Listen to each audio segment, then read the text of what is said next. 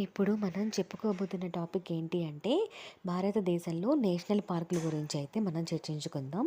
So, భారతదేశంలో national పార్కులు అనేది చాలా ముఖ్యమైనటువంటి టాపిక్ అండి. దాని విశేషాలేంటో చూద్దాం. అసలు నేషనల్ పార్క్ అంటే ఏంటో మనకు తెలియాలి. నేషనల్ పార్క్ అంటే ఏంటి అంటే సహజ పర్యావరణ పరిరక్షణ. వాటంతట అవే ఏర్పడేవన్నమాట. సహజ పర్యావరణ పరిరక్షణ ఒక రాష్ట్రం కానీ, ఒక కేంద్రం కానీ ప్రభుత్వం కేటాయించినటువంటి ఏదైనా సహజ ఆవాసాన్ని నేషనల్ పార్క్ అని అంటారు. కరెక్ట్‌గా చెప్పాలంటే ఇది. స సహజ పర్యావరణ పరిరక్షణ కోసం ఒక రాష్ట్రం, ఒక కేంద్ర పాలిత ప్రాంతం సహజంగా ఏర్పరిచినటువంటి ఆవాసాన్ని నేషనల్ పార్క్ అంటారు. ఈ నేషనల్ పార్క్ అంటే తెలుగులో జాతీయ ఉద్యానవనం. నేషనల్ పార్క్‌ని ఇంగ్లీష్‌లో ఏమని చెప్తారు అంటే అబ్రివియేషన్ ఇంగ్లీష్‌లో ఇంటర్నేషనల్ యూనియన్ కన్జర్వేషన్.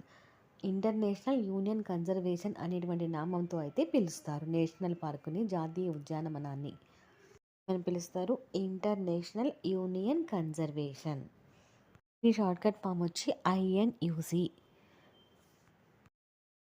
అసలు ఈ జాతీయ ఉద్యానవనాన్ని ఎందుకు రూపొందించాలి? దాని లక్ష్యాలు ఏంటి అంటే, ఒక నిర్దిష్టమైన ప్రాంతము లేదా పర్యావరణ వ్యవస్థ యొక్క రక్షణకి సహాయపడటానికి ఉద్యానవనాలనేవి ఉపయోగపడతాయి. అలాగే పర్యావరణాన్ని అభివృద్ధి చేయటానికి, సహజ వనరులను సంరక్షించటానికి ఈ ఉద్యానవనాలనేవి ఉపయోగపడతాయి. ఇది ముఖ్యమైనటువంటి లక్ష్యంగా చెప్పవచ్చు.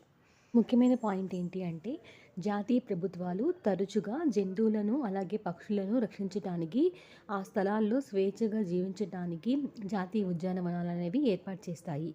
ఇక్కడ ఇంకో ఇంపార్టెంట్ ఏంటి అంటే ప్రపంచంలోనే మొట్టమొదటి ఉద్యానవనం ఎక్కడ ఏర్పడింది అంటే యునైటెడ్ స్టేట్స్లో ఎల్లోస్టోన్ దాని పేరు. యునైటెడ్ స్టేట్స్లో ఏర్పడింది ఎల్లోస్టోన్ అనేది దాని పేరు. క్వశ్చన్గా ఇస్తే ప్రపంచంలోనే మొట్టమొదటి ఉద్యానవనం ఎక్కడ ఏర్పడింది అంటే యునైటెడ్ స్టేట్స్లో.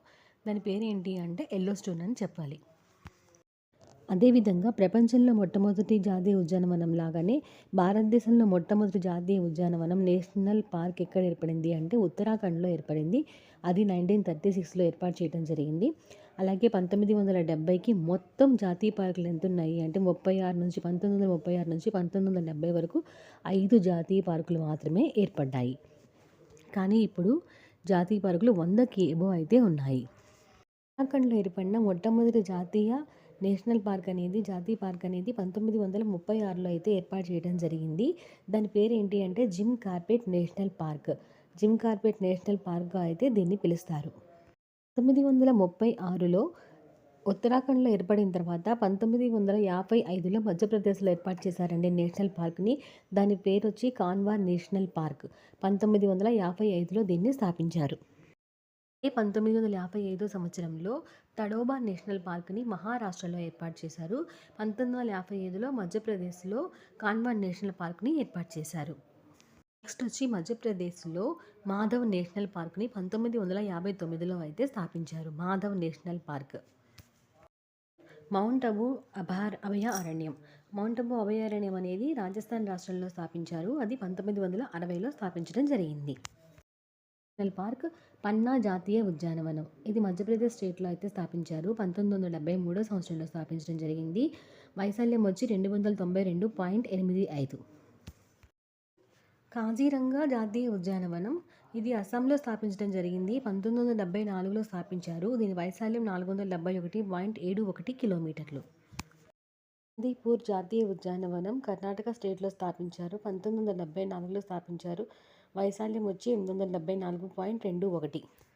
నెక్స్ట్ వన్ వచ్చి బన్నేరట్ట జాతీయ ఉద్యానవనం. ఇది కర్ణాటక స్టేట్లో స్థాపించారు. 1974లో స్థాపించారు. వైశాల్యం 260.51.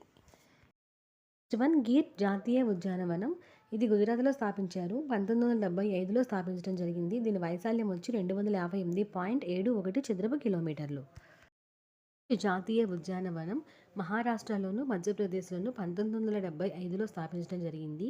దీని ఒక వైశాల్యం మహారాష్ట్రకు వచ్చేసరికి 257.26 చదరపు కిలోమీటర్లు 257.26 కిలోమీటర్లు. అలాగే మధ్యప్రదేశ్ వచ్చేసరికి 292.85 కిలోమీటర్లు. నెక్స్ట్ వన్ వేరవదార్ బ్లాక్ బేక్ జాతీయ ఉద్యానవనం. ఇది వచ్చేసరికి 1976లో స్థాపించారు. గుజరాత్లో స్థాపించడం జరిగింది. దీని వైశాల్యం వచ్చి 34.08. దువ్వా జాతీయ ఉద్యానవనం ఇది ఉత్తరప్రదేశ్లో స్థాపించడం జరిగింది. 1977లో స్థాపించారు. దీనికి సంబంధించి వైశాల్యం 490.29. కిబుల్ లామ్దావో జాతీయ ఉద్యానవనం. ఇది మణిపూర్లో స్థాపించారు. 1977లో స్థాపించడం జరిగింది. దీని వైశాల్యం 40. నెక్స్ట్ వన్ కాంచనగంగా జాతీయ ఉద్యానవనం. ఇది సిక్కింలో స్థాపించడం జరిగింది. 1977లో స్థాపించారు. దీని వైశాల్యం వచ్చరికి 1784. నెక్స్ట్ వన్ మొల్లం జాతీయ ఉద్యానవనం. గోవా స్టేట్లో స్థాపించడం జరిగింది. 1978లో స్థాపించారు. దీని వైశాల్యం వచ్చి 107. వన్ ఎరవికులం జాతీయ ఉద్యానవనం. స్టేట్ వచ్చేసరికి కేరళలో స్థాపించడం జరిగింది. 1978లో స్థాపించారు. దీని వైశాల్యం వచ్చేసరికి 97. మస్తా జాతీయ ఉద్యానవనం. ఇది వచ్చి గుజరాత్లో స్థాపించడం జరిగింది. 1979లో స్థాపించారు. దీని వైశాల్యం వచ్చి 23.07.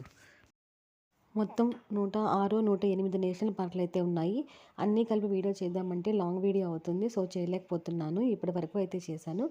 మిగిలిన పార్ట్ రేపు కానీ, టుమారో కానీ, డే ఆఫ్టర్ టుమారో కానీ చేస్తాను. మీకు యూజ్ అనిపిస్తే షేర్ చేయండి.